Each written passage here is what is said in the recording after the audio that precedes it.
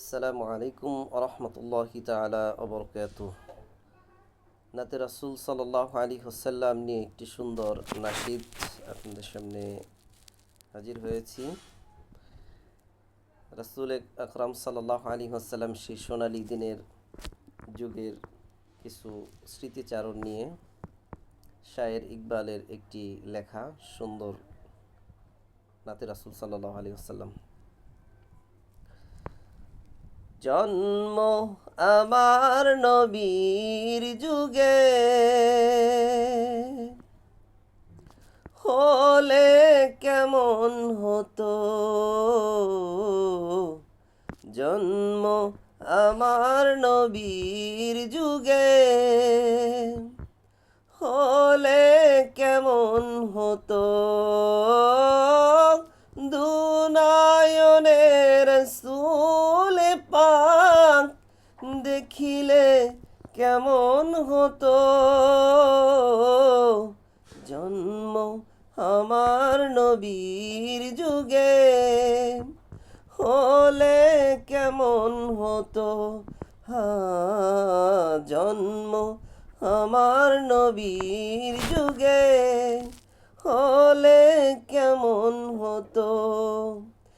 দুনায়নের রাসূল পাক দেখিলে কেমন হতো, জন্ম আমার নবীর যুগে হলে কেমন হতো, জন্ম আমার নবীর যুগে হলে কেমন হতো। আসতো ভেসে হযরতে বিলালের মধুর আযান, যে আযানে ছিল এমন প্রেম মুগ্ধ রহমান, আসতো ভেসে হযরতে বিলালের মধুর আযান, যে আযানে ছিল এমন প্রেম মুগ্ধ রহমান, দয়াল নবীর পিছে নামাজ পড়লে কেমন হতো, দয়াল নবীর পিছে নামাজ পড়লে কেমন হতো, দুনায়নের রাসূল পাক দেখিলে কেমন হতো,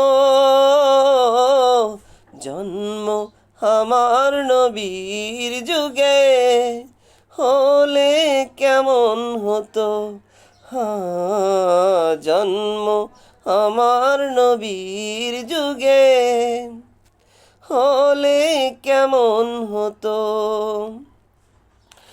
দিনই কত আলোচনায় থাকতাম আমি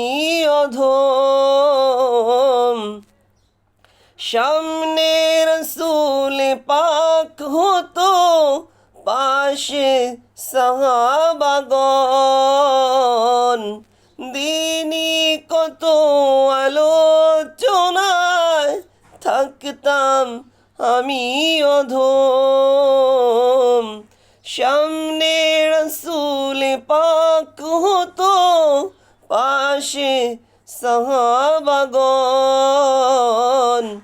আবু বকর ওমর উসমান আলী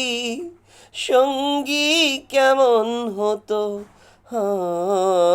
আবু বকর ওমর উসমান আলী সঙ্গী কেমন হতো, দুনায়নের রাসূল পাক দেখিলে কেমন হতো, জন্ম আমার নবীর যুগে হলে কেমন হতো, জন্ম আমার নবীর যুগে হলে কেমন হতো। আসসালামু আলাইকুম রহমতুল্লাহ।